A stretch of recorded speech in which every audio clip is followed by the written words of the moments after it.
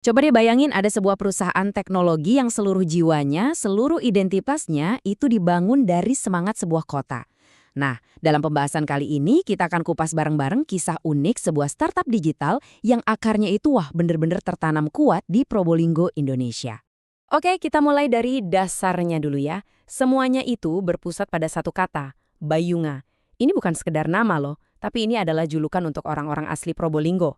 Kata ini sebetulnya gabungan dari 3 elemen penting yang, seperti yang bakal kita lihat, jadi filosofi utama perusahaannya.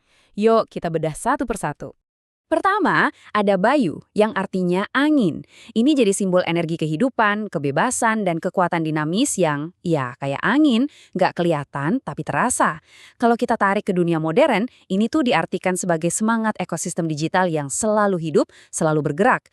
Persis kayak angin gending yang terkenal itu loh di Probolinggo. Lanjut, yang kedua ada anggur. Nah, Probolinggo ini kan terkenal banget ya sama anggurnya. Jadi buah ini jadi lambang kesuburan, kelimpahan, dan kebahagiaan. Ini tuh cerminan dari kekayaan alam daerahnya, sekaligus harapan biar rezeki terus tumbuh subur.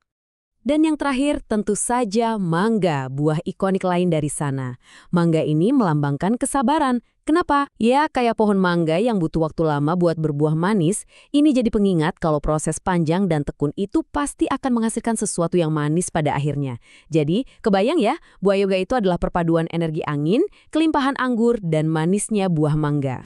Pertanyaannya jadi gini, gimana caranya filosofi yang sangat lokal, angin, anggur, dan mangga bisa jadi cetak biru atau blueprint buat sebuah perusahaan teknologi modern? Nah, disinilah ceritanya jadi seru banget. Dan inilah jawabannya. PT Probolinggo Digital Pratama. Sebuah perusahaan yang nggak cuma pakai nama kotanya, tapi juga menjadikan jiwa Bayungaga sebagai fondasi bisnis mereka. Keren kan? Oke, kita lihat detailnya ya. Jadi, bentuknya ini PT perorangan.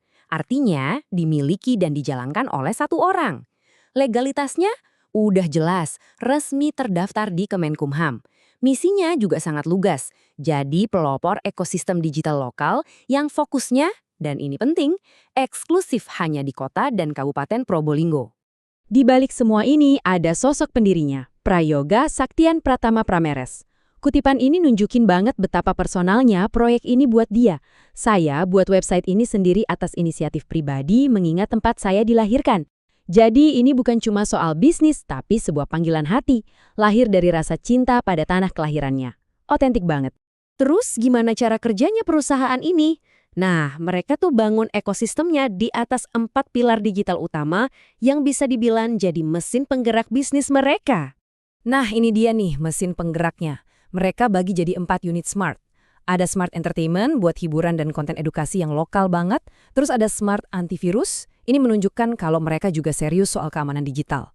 Ada juga smart education yang menyediakan platform belajar. Dan terakhir, smart unduhan yang jadi pusat buat semua aplikasi mereka. Coba perhatikan, gimana setiap pilar ini, dari keamanan sampai pendidikan, dirancang buat saling mendukung satu sama lain. Dari 4 pilar ADI, semuanya mengerucut ke satu angka penting. Angka 1. Kelihatannya ini simpel ya, tapi angka ini adalah inti dari seluruh filosofi operasi mereka. Jadi apa maknanya? Angka 1 ini melambangkan satu ekosistem terpadu.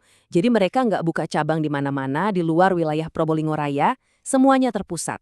Ini adalah sebuah komitmen yang bisa dibilang radikal ya, terhadap filosofi hyper-local mereka, untuk memastikan bisnis ini tetap berakar kuat di komunitas asalnya.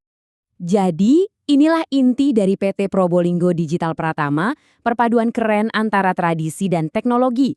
Di satu sisi, identitas mereka sangat lokal, berakar pada budaya Probolinggo, filosofi Bayuangga, bahkan terinspirasi dari sejarah era Majapahit. Tapi di sisi lain, visinya global, yaitu menghubungkan identitas lokal itu dengan standar dunia lewat keamanan siber, konten digital, dan technopreneurship. Nah, ini membawa kita ke sebuah pertanyaan penutup yang menurut saya penting banget. Di zaman sekarang yang didominasi oleh raksasa teknologi global yang seragam, mungkinkah model seperti ini, sebuah perusahaan teknologi yang dibangun sepenuhnya dari jiwa sebuah kota, justru adalah masa depan? Sebuah model di mana teknologi itu nggak lagi anonim, tapi punya akar, punya budaya, dan punya identitas lokal yang unik. Gimana menurut kalian?